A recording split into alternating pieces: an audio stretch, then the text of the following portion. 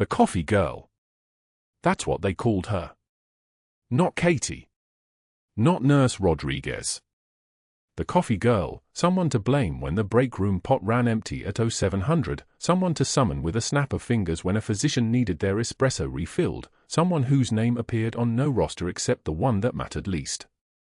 Sacred Heart Hospital's fluorescent lights hum over linoleum floors that smell of antiseptic and institutional defeat.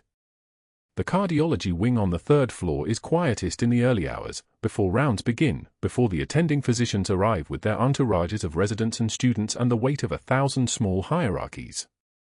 Katie Rodriguez moves through those corridors at 05 for 5 like a shadow apologizing for existing, her scrubs coffee-stained from a shift that began at 1900 the previous evening, her gait betraying the slightest limp her left leg earned in Tikrit 3 years ago.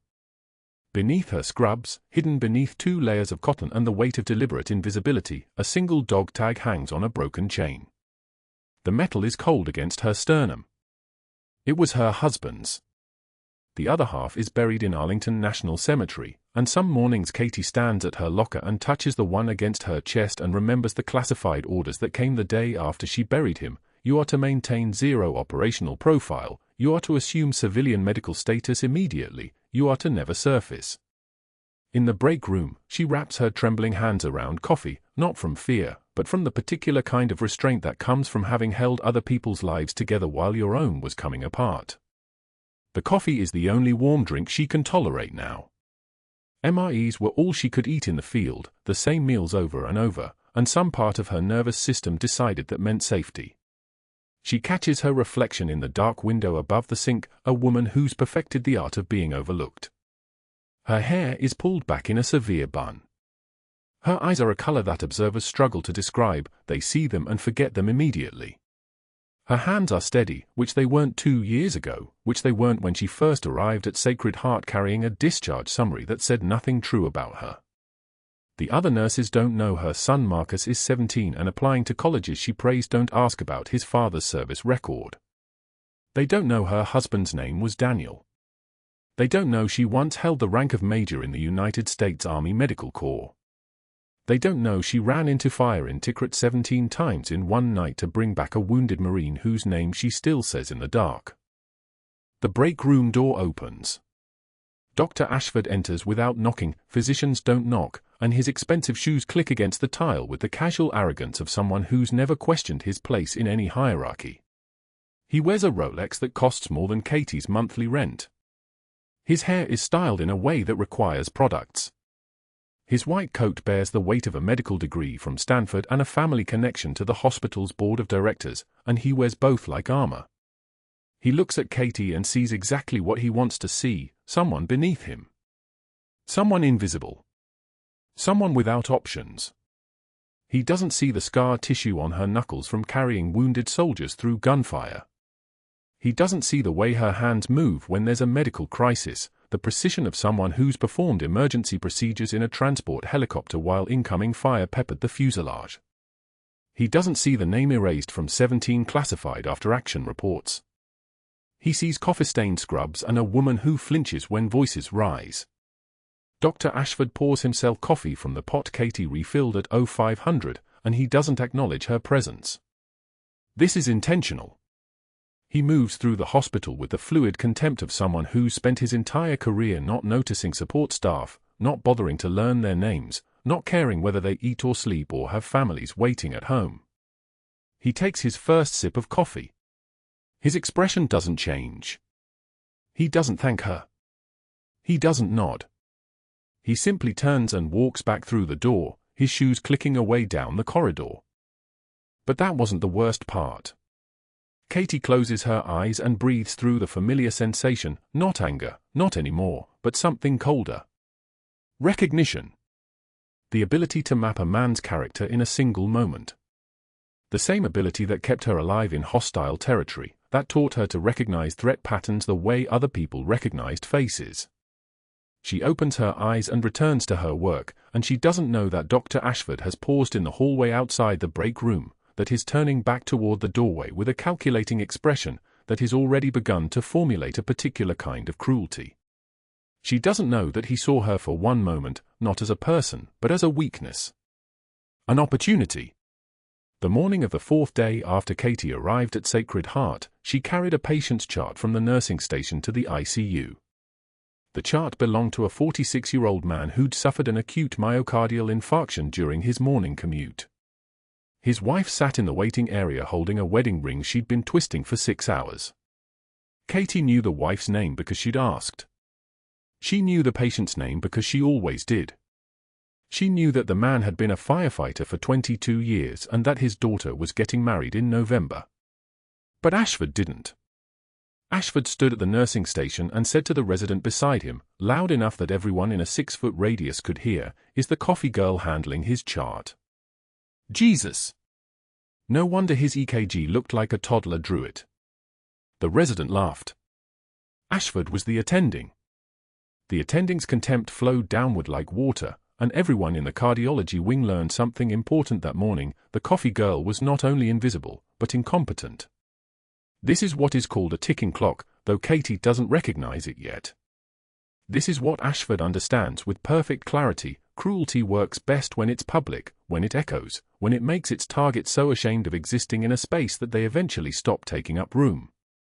That night, Katie sat in her Honda Civic in the parking lot of Sacred Heart Hospital, and she pulled the broken dog tag chain from beneath her scrubs. The tag was cool in her palm. Engraved on it, Daniel Joseph Rodriguez. Husband. Father. Marine. Below that, a serial number. Below that, an address in a cemetery in Virginia that she visited every month in the rain. She touched the place where the chain had snapped on the day she was informed of his death. The hospital had told her they'd broken the chain during resuscitation attempts. 17 different doctors put their hands on her husband's chest. 17. And still, he didn't come back. She'd kept this broken chain because it was the only evidence that the day had really happened, that she hadn't simply invented a life and lost it. The other dog tag remained in Arlington, pressed into the earth above his grave, a metal marker for a man who'd served 21 years.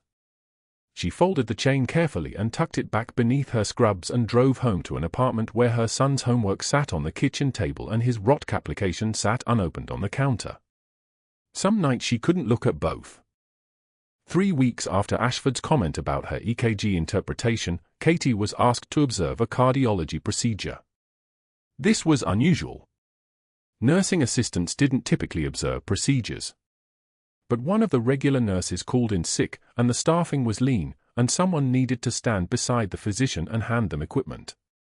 Katie prepared the room. She set up the hemodynamic monitoring cables. She checked the pressure bags and verified the saline flush, and her hands moved through the sequence with the muscle memory of someone who'd once set up trauma stations under fire. The physician was not Ashford. It was Dr. Linda Chen, the first attending who'd ever thanked her by name. The patient was stable. The procedure was routine. But midway through, the attending's hands began to shake. Not dramatically. Just slightly. The kind of tremor that comes from a 72-hour shift with 4 nights of inadequate sleep and a daughter who was sick and a marriage that had started falling apart during the pandemic. Dr. Chen's hands shook, and Katie's didn't. Katie didn't move. She simply prepared the next piece of equipment. She anticipated the attending's needs. She handed over supplies before being asked. She didn't speak.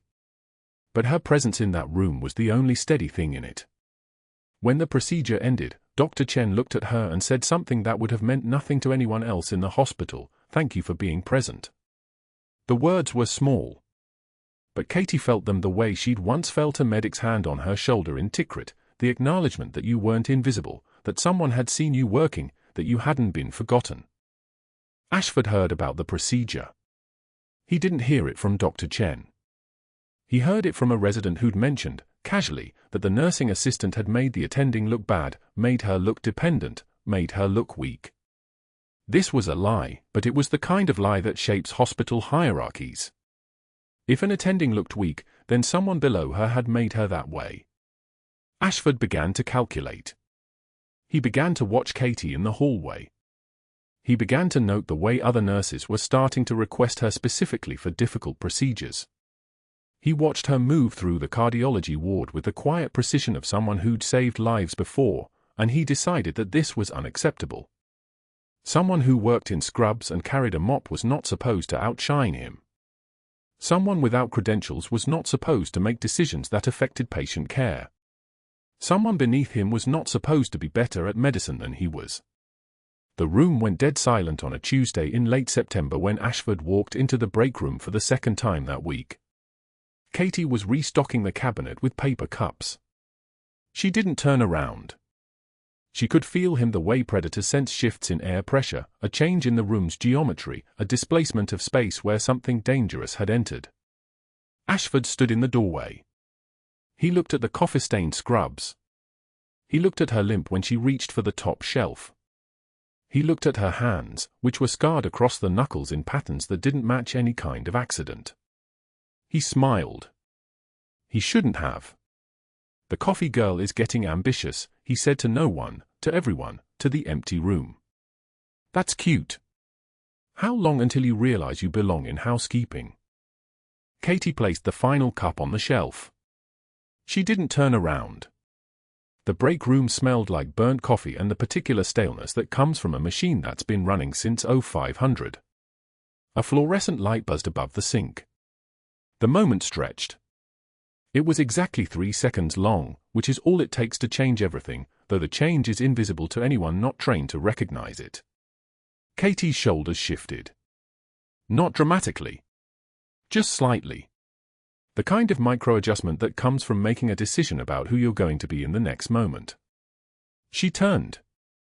She made eye contact.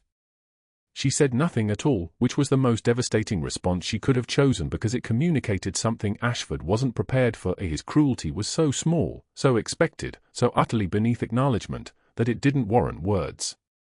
She walked past him to the doorway. As she passed, Ashford caught a glimpse of something beneath her scrubs. A dog tag. Military issue. Just barely visible before she was gone. He stood alone in the break room with his expensive coffee and his Stanford degree and his family board connections, and for the first time in his career, something felt different. He'd made a strategic error. He just didn't know it yet. The overhead speaker crackled at 2:19 p.m.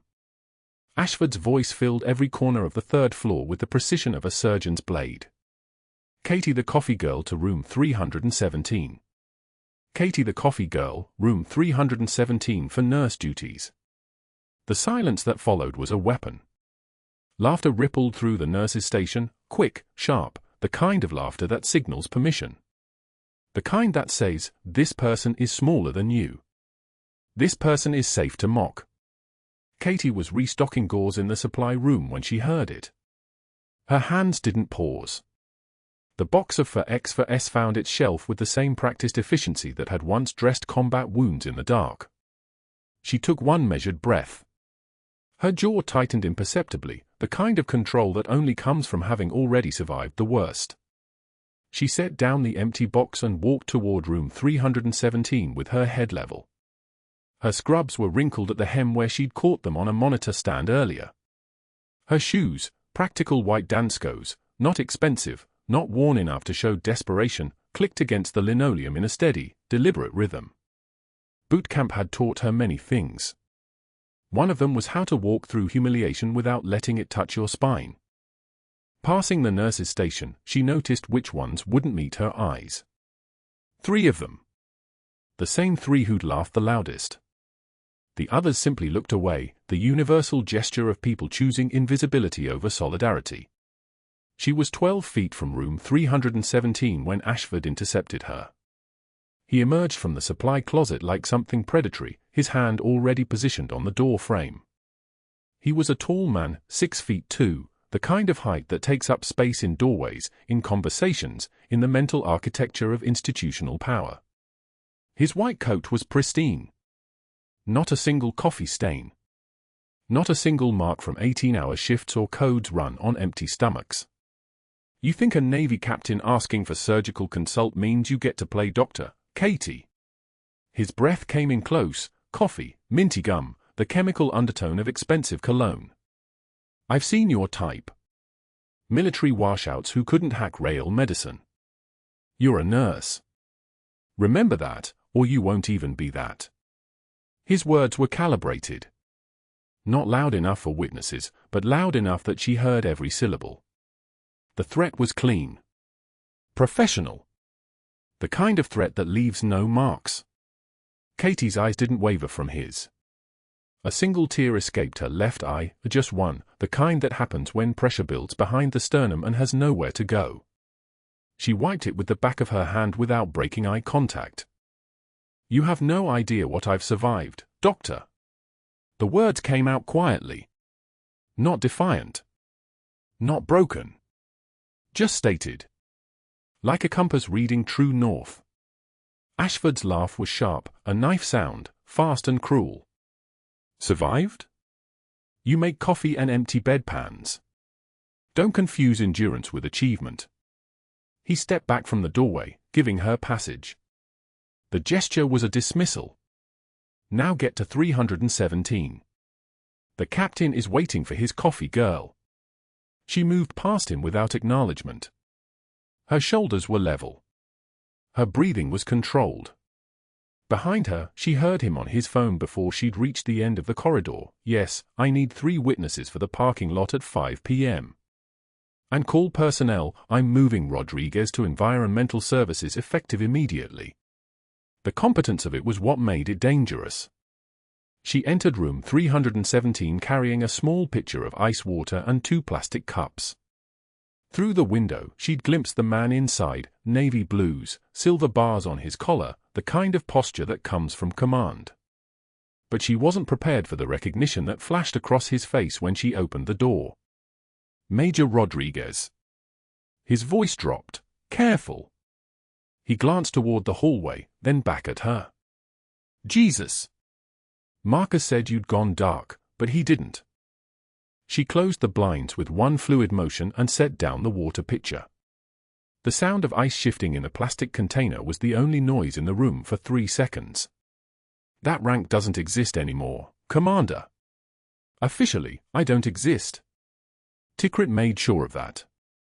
Her hands found the edge of the bed rail, gripping it with a kind of stability most people mistook for calm. It wasn't calm. It was the muscular memory of field medicine, the physical language of someone who'd held human bodies together with sutures and prayer and sheer will. Commander Daniel Peterson, she knew his name now, the connection snapping into place like a magazine into a rifle, nodded slowly. He was younger than she expected.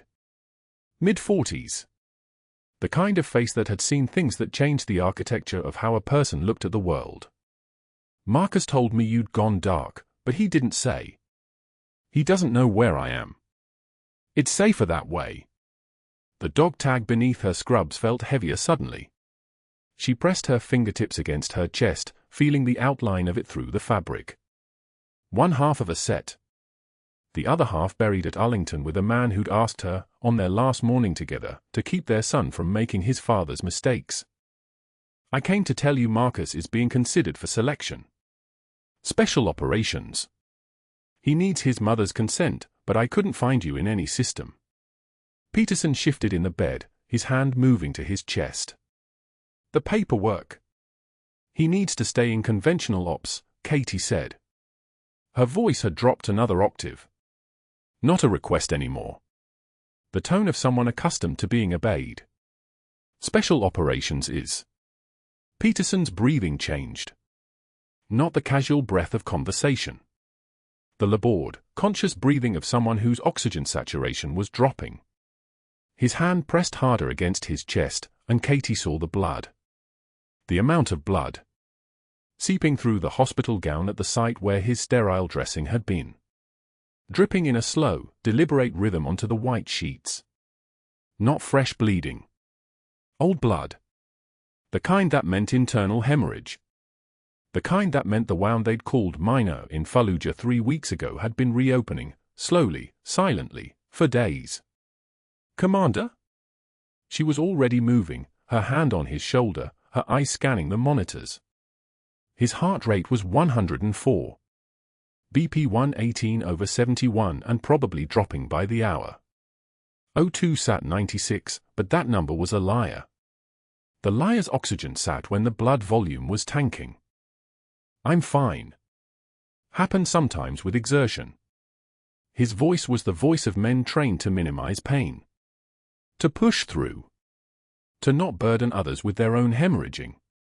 Katie hit the call button 3 times. The emergency code. The signal that meant a patient was crashing. Nothing. No response. No footsteps. No voice crackling back through the intercom asking what she needed. She hit it again. Once. Twice. 3 times. The light blinked. He read, urgent, a direct line to the nurse's station 20 feet away. Through the window, she saw Ashford at the nurse's station. His hand rested casually on the call panel. The call panel's light was blinking unanswered beneath his palm. His other hand held a phone to his ear. He met her eyes through the glass. And he smiled. The smile was the most dangerous thing she'd seen in 3 years. Not rage. Not malice. Just the satisfied expression of a man executing a plan with precision. A man who'd just turned a Navy captain's hemorrhage into Katie's professional suicide. She couldn't intervene without confirming his accusations of overstepping. She couldn't call for help because he'd made sure no one would answer. She couldn't leave the room because Commander Peterson was actively bleeding out. But that wasn't the worst part. The worst part was what happened next. Room 317 was on the 3rd floor, corner unit with a view of the parking lot and the rain that had started falling like bullets against the glass. Katie pushed the mop bucket ahead of her, the handle worn smooth from 3 years of hands that had held far more important things than this. Her limp was pronounced today, 17 hours on her feet, the old shrapnel wound in her left hip flaring with each step up the corridor. The fluorescent lights hummed their mechanical song above her, that low-frequency buzz that had become the soundtrack of her invisibility. She knocked before entering. Protocol. Always protocol. Commander Daniel Peterson sat upright in the hospital bed, his Navy dress uniform draped over the chair beside him, the gold insignia catching the flat overhead light. His chest bore the thick white bandage that covered the IED wound, Sanjin Valley, 3 weeks ago, shrapnel that had missed his heart by the width of a prayer. He was waiting for the cardiologist, waiting for the routine post-op examination that would clear him for active duty. He was not expecting a janitor with a mop. His eyes found hers. Recognition flickered across his face like a flashlight beam cutting through dark water. Major Rodriguez. Not a question. A statement. Formal. The way a commanding officer acknowledges rank. Katie froze. Not visibly. Not in the way civilians freeze. But inside, something locked. She kept her hand on the mop handle, kept her breathing steady, kept her face the blank surface it had been for 3 years. Sir. I'm just cleaning the room. Marcus talks about you. Peterson's voice was gentle, but it carried weight. The weight of shared history, of a son who had lost his father and a commanding officer who knew exactly what that meant. He said you don't talk about yourself. He said you just listen. Katie said nothing. Listening was what she did. Listening was what kept her invisible. She was moving toward the bathroom with the mop when she heard it, the change in his breathing. Not the normal rhythm of recovery. Something sharper. Something wrong. A wet catch in his throat, the kind of sound that came from blood moving where it shouldn't be moving. Pain was information. That was the first rule they taught at Fort Sam Houston. Pain is data. Read it. Katie turned. Peterson's face had gone the color of old concrete. His hand had risen to his chest, and when he pulled it away, his fingers glistened red. Hemorrhage. Internal. The IED wound reopening, sutures failing, bleeding into the thoracic cavity at a rate that meant for minutes before cardiac arrest. Maybe 5 if they were lucky. Maybe less. Katie's limp disappeared. Her body remembered what her rank card couldn't admit. She moved toward the call button, then stopped. Ashford was on trauma rotation. Ashford would delay. Ashford would file reports. She sprinted down the corridor instead, her scrubs catching the corner light as she moved, her hands already calculating distances and supplies. The employee locker room was 127 meters from room 317. Her locker was on the bottom row, third from the left. She knew every step. The MRE package was exactly where she kept it. Beef stew with vegetables, the only ration meal that didn't trigger the flashbacks of Tikrit, the ones that came in the dead hours when sleep stopped working. She'd kept it for 3 years untouched, a talisman against memories that didn't need remembering. Around it were the things she'd collected: medical tape from the supply cart, sterile gauze she'd lifted from the ER, a sealed scalpel she'd maintained since leaving active duty. The ghost of a trauma kit built by someone who couldn't stop being ready for the next emergency. Katie grabbed everything and ran back. Peterson was unconscious now, his breathing shallow, the kind of shallow that meant his body was shutting down systems to preserve the essential ones. The monitor showed it all: blood pressure 68/40, oxygen saturation dropping from 94 to 89 to 84, heart rate climbing past 140, the rhythm becoming desperate and irregular. Boots on tile. 1, 2, 3, 4. She tore open the MRE package, ignoring the smell of processed beef, ignoring everything except the plastic film inside, thin, waterproof, designed to keep food fresh in a desert. She pulled it free and grabbed the medical tape, her hands moving through muscle memory that lived deeper than any 3 years of enforced invisibility could reach. The door exploded open. Dr. Ashford stood in the frame with 2 security guards, his face arranged in the expression of a man who had been waiting for exactly this moment. His phone was already in his hand, already recording. "Step away from the patient, Rodriguez. You're not qualified to." His chest wound reopened. Katie cut him off, her voice dropping an octave lower than the one she used to apologize for being in the way. "He needs an occlusive seal now or he'll bleed out in 4 minutes. Escort her out. I'll handle this." Ashford's smile was a knife. The guards moved forward. Katie didn't resist. She let them grab her arms while her hands, only her hands, kept working. She positioned the plastic film over the wound, creating suction, the kind of seal that would trap the blood inside, collapse the wound, buy time for a surgeon to fix what was actually broken. Then she elevated Peterson's legs, pushing the back of the bed up, redirecting what blood remained to his vital organs. One of the guards, an older man with a scar that ran from his left temple to his jaw, made a sound. Not quite a word. A veteran's recognition of what he was watching. He loosened his grip by exactly 1 degree, enough. Katie slapped the improvised seal into place and stepped back. Peterson's blood pressure flickered on the monitor. 70/42. Then 72/44. Then 75/46. Stabilizing. The oxygen saturation climbed, 86, 88, 91. The heart rate descended from the ledge, 138, 130, 122. Sinus rhythm. The body remembering how to survive. Ashford's phone was still recording. Katie stood there, her scrubs covered in Peterson's blood, her hands hanging at her sides, her face the blank mask of someone who had stopped asking permission a long time ago. The guard with the scar released her entirely and stepped back. The other guard followed, uncertain, looking to Ashford for guidance that didn't come. "An authorized medical procedure," Ashford said quietly, pocketing his phone. "Assault of a patient. I have everything I need."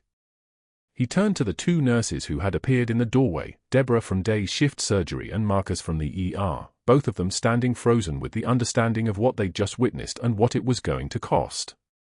"Deborah, you're moving to night shift oncology. Marcus, you're reassigned to pediatrics. Effective immediately." Both nurses opened their mouths. Ashford's smile stopped them cold. "Unless you'd like to join Rodriguez in unemployment." The silence in room 317 was so thick you could have opened a vein in it. The only sound was the ventilator's soft wheeze and the steady beep of the monitor, the sound of a man still breathing, still alive, because someone had moved faster than protocol allowed. Katie didn't watch them leave. She was looking at Peterson's chest, at the improvised seal that was holding, at the color returning to his face like a photograph developing in the dark. That evening, the chief of staff met her in the parking lot with an envelope. Hand-delivered. Official letterhead. 23 policy violations, meticulously documented over 3 years. Unauthorized procedures. Interfering with attending physicians. Operating outside scope of practice. Each one precise. Each one sufficient on its own.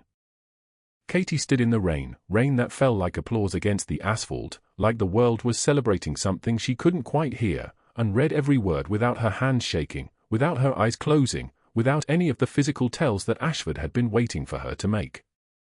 The envelope was soaked through when she finished. The rain was heavier now, the kind of rain that washed everything clean or made it all worse, depending on what you believed about redemption. She didn't go home. She went to the cemetery instead, to the grave marker that read Michael James Rodriguez, 1972 to 2019, and she knelt beside it in the mud and the rain, and she held up the single dog tag on the broken chain that hung beneath her scrubs, the one half of his pair, her husband's other half buried with him in Arlington 300 miles away, and she whispered something into the storm that might have been a prayer or might have been a promise or might have been both. I promised I'd keep protecting them, she said. And I couldn't even protect myself. The rain answered her. It always did. The rain answered her. It always did. Katie sat at the grave for 3 hours, the water soaking through her jeans, her uniform underneath still damp from the hospital. The marble headstone read Thomas Michael Rodriguez, 1985 to 2019, and below it, beloved husband. Beloved father. The other half of the dog tag, the one stamped with his service number and blood type, lay buried 6 feet down, entombed with his dress uniform and a folded flag that Marcus had carried home from Arlington 3 years ago. Katie's fingers had worn the remaining half smooth over those 3 years. She'd never taken it off. Not once. The termination letter on her passenger seat had started to disintegrate in the moisture from the leak in her roof. The words were smudging but still legible. Terminated for cause, policy violations, unauthorized medical procedures, breach of protocol. Ashford's handwriting was meticulous on the incident report. Every detail catalogued. Every violation numbered and dated and cross-referenced to hospital bylaws. He had been surgical about it, which made the metaphor bitter in her mouth. She'd saved Commander Peterson's life with an improvised chest seal fashioned from an MRE heating element and plastic wrap. Muscle memory.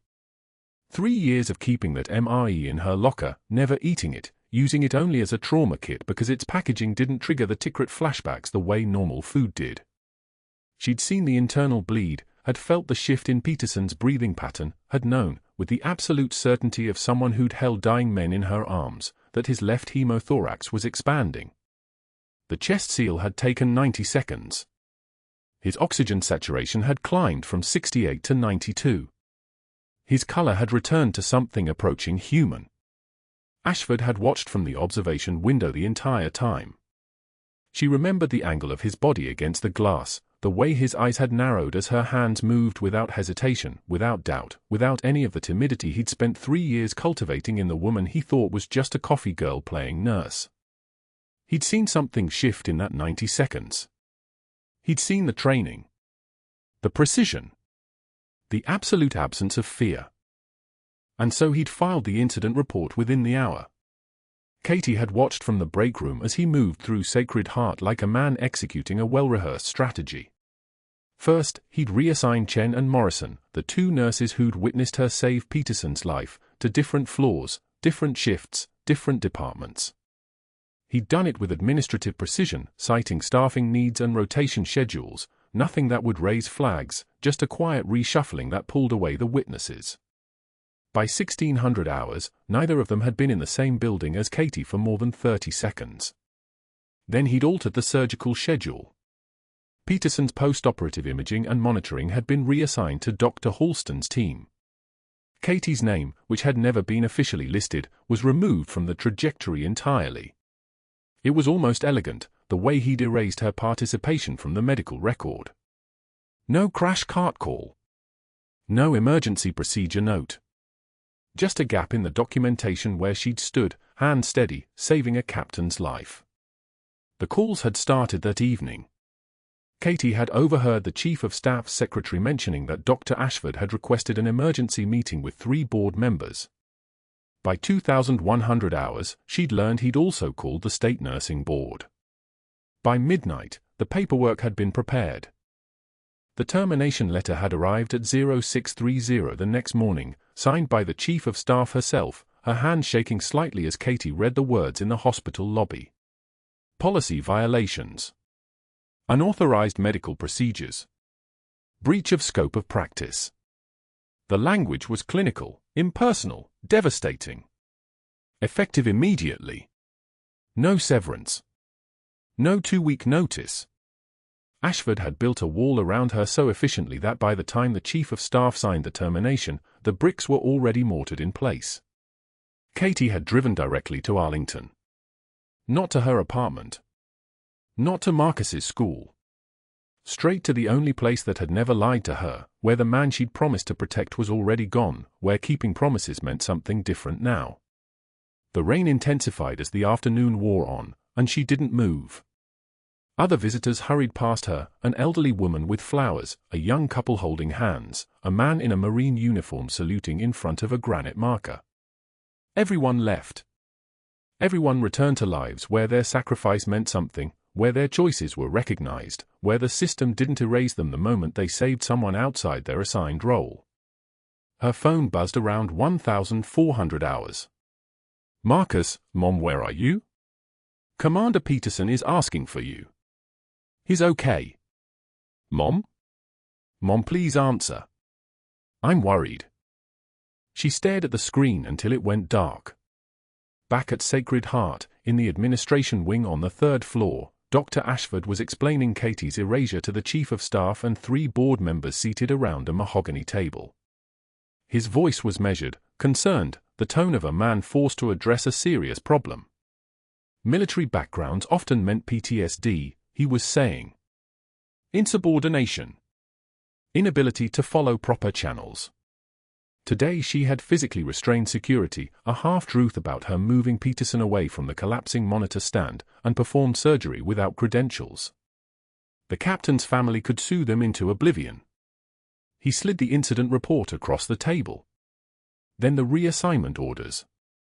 Then the documentation showing that both Chen and Morrison had been moved to departments where they'd have no contact with the patient or the investigation. His eyes were cold, efficient, the eyes of a man who understood how institutional power operated and had wielded it like a scalpel. The Chief of Staff signed a permanent termination order without further discussion. Ashford made for more calls that night, 1 to the State Nursing Board filing a formal complaint, 2 to colleagues at competing hospitals, just casual professional conversation about Katie's instability and rule-breaking, the kind of informal blacklisting that would ripple through Jacksonville's medical community for years, and 1 to his attorney to ensure the paper trail was airtight. By 2200 hours, he'd constructed a cage so complete that Katie Rodriguez would never work medicine again in Florida. Maybe nowhere else either, depending on how thoroughly he wanted to follow through.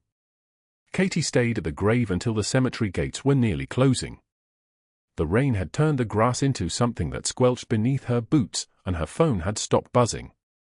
She stood slowly, her knees stiff, her hands white-knuckled from gripping the dog tag. Tom's name was stamped on one side.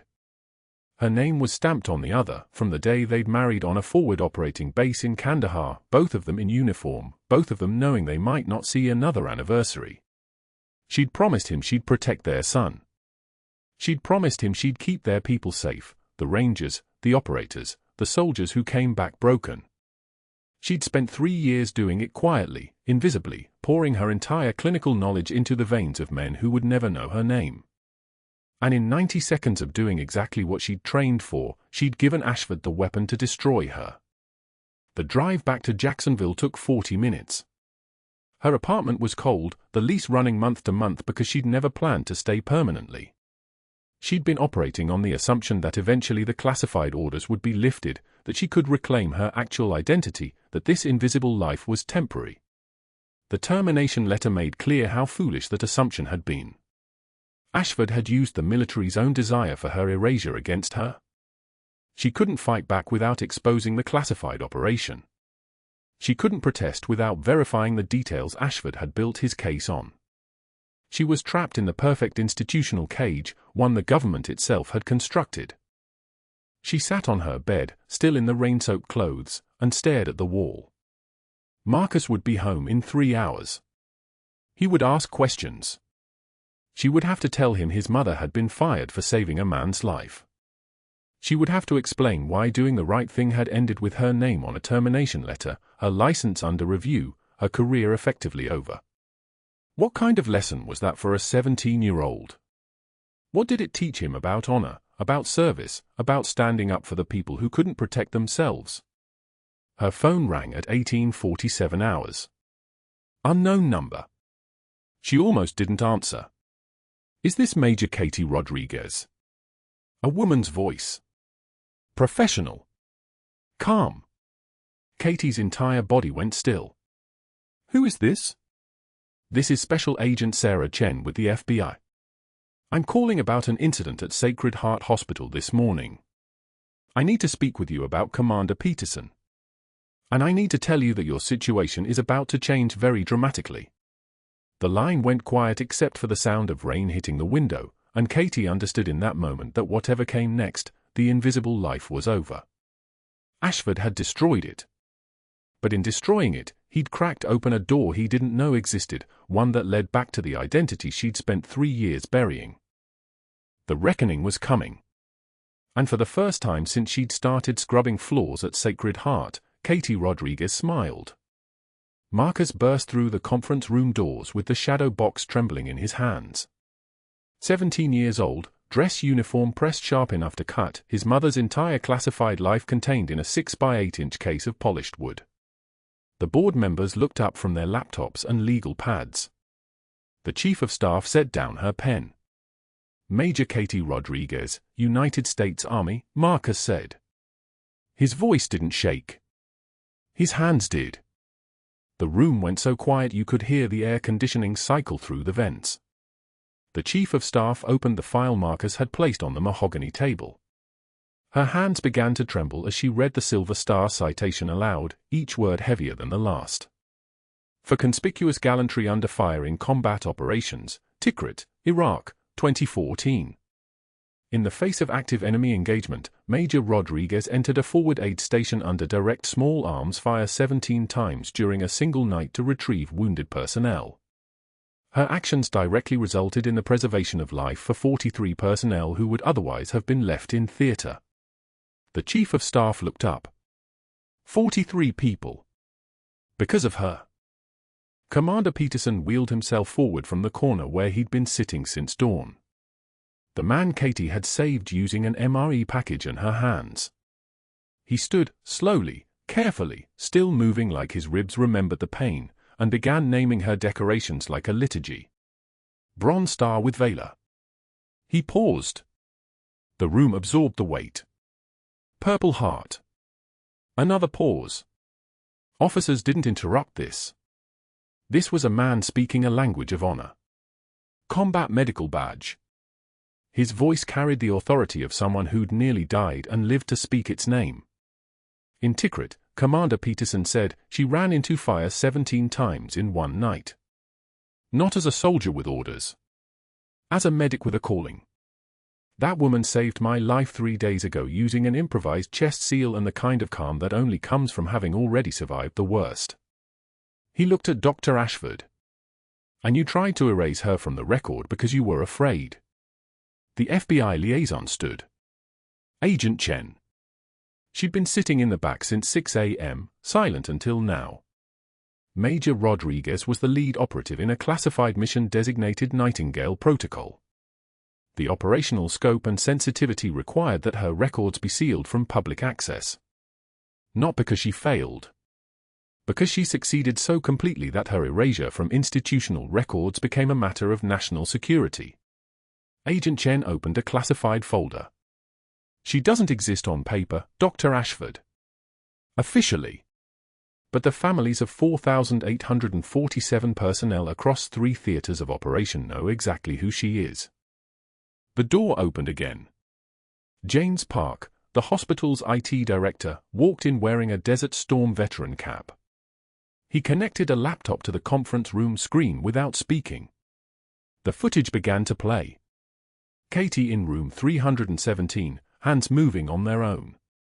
The muscle memory of a surgeon who'd learned her craft under fire. The MRE package in her hands becoming a chest seal as Peterson's blood pressure climbed from 62/40 to 78/51. The oxygen saturation crawling upward. Sinus rhythm holding steady. And in the corner of the frame, Dr. Ashford. Filming on his phone. Then the security server. Timestamp 2317 hours. Dr. Ashford using administrative credentials he shouldn't have had access to, credentials the hospital later discovered he'd stolen 3 months prior. His fingers on the keyboard. The file manager opening. The folder for room 317 highlighted. His hand moving toward the delete key. Park paused the footage. "You didn't just fail to help a patient," Park said, and his voice carried the particular steel of someone who'd walked through minefields. "You actively prevented emergency response. You documented an unauthorized procedure you could have stopped by simply helping. And then you tried to destroy evidence of your negligence." Park looked at the chief of staff. The State Medical Board received a formal report at 0600 this morning. Evidence tampering. Patient endangerment. Obstruction. Dr. Ashford's face had gone the color of wet concrete. He tried to stand. "That's absurd. I have no reason to, either security access, that could have been anyone, I have board connections, I have 20 years of service." "You have nothing," the chief of staff said. Her voice was the voice of someone who'd just realized she'd nearly protected a predator. "Dr. Ashford, you're suspended effective immediately pending investigation. Your hospital privileges are revoked as of this moment. You will surrender your credentials and your employee badge at the security desk on your way out." Ashford's hands shook as he gathered his belongings. "She performed an illegal medical procedure. Everything I documented was by protocol." Park played more footage. The parking lot. Katie being demoted in front of the incoming shift, her badge clipped to her scrubs catching the fluorescent light from the entrance. The supply closet. Ashford's face inches from hers, his voice carrying threats about termination, about overstepping. The overhead page, Katie the coffee girl to room 317. "You created a hostile work environment for a decorated combat medic," Park said. "You violated 17 hospital policies, 12 employment laws, and you committed a felony in attempting to destroy evidence." Park's eyes met Ashford's. "The book you keep talking about? You violated it so comprehensively that the state board won't even need our security footage. Your own documentation condemns you." Ashford looked around the room. The board members wouldn't meet his eyes. His allies, 3 of them sitting in that conference room, suddenly became very interested in their shoes. His phone buzzed. The State Medical Board. Another buzz. The hospital's legal team. He left the conference room in silence.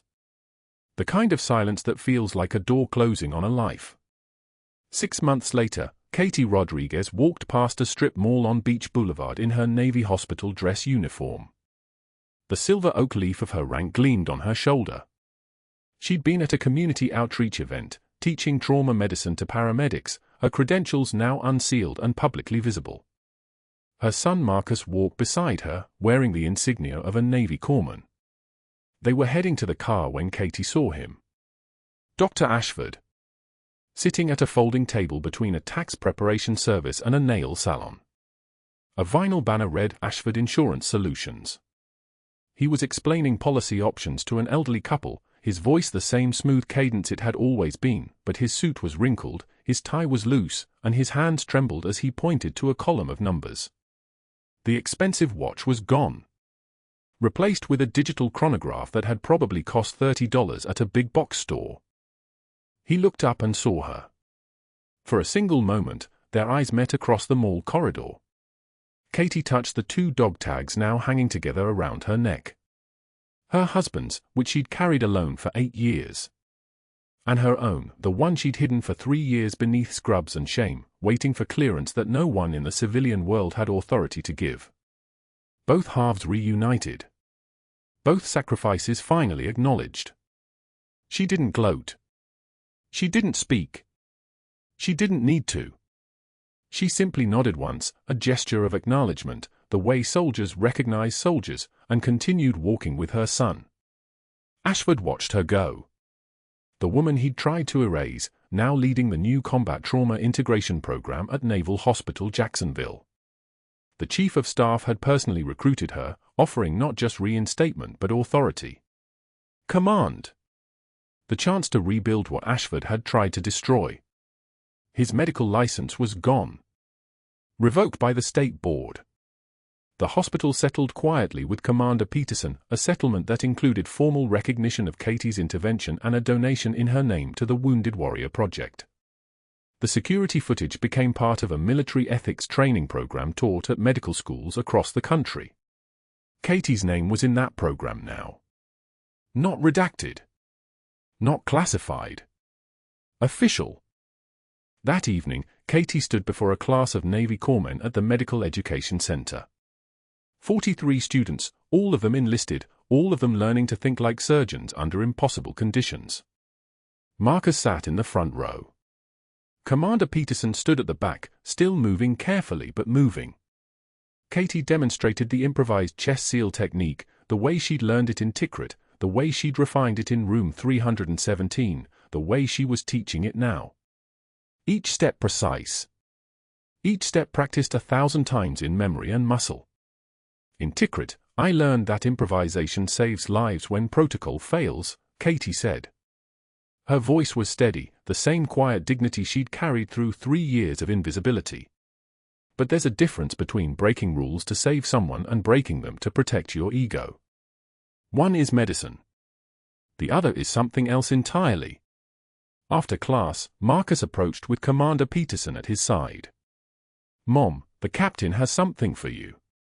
Peterson handed her a formal letter, his hand steady now. The bleeding had stopped. The wound had closed. The man had healed because Katie had refused to let him die in a parking lot surrounded by indifference. "Your security clearance has been reinstated," Peterson said. "Your service record is unsealed. Your classified commendations are now part of your official file. Major Rodriguez, you exist again." Katie looked at the letter. Her entire life, documented and verified and no longer denied. She looked at her son. Then back at Peterson. "I never stopped existing," she said quietly. "I just stopped letting small men define me." Marcus smiled. The smile of a son who'd watched his mother survive 2 kinds of warfare and emerge from both with her integrity intact. "You taught me that," Marcus said. Katie stood in the center of the classroom, surrounded by students who now saw her for exactly what she was. Not a nurse. Not a coffee girl. Not an invisible woman scrubbing floors in the dark. A warrior. A surgeon. A teacher. A mother who'd carried classified secrets and carried on anyway, because that's what you do when the lights go out. That's true class. If you've ever been underestimated by someone who didn't know your full story, subscribe for more narratives about the quiet heroes among us. Click like if Major Rodriguez earned your respect. And comment, what would you have done in her position?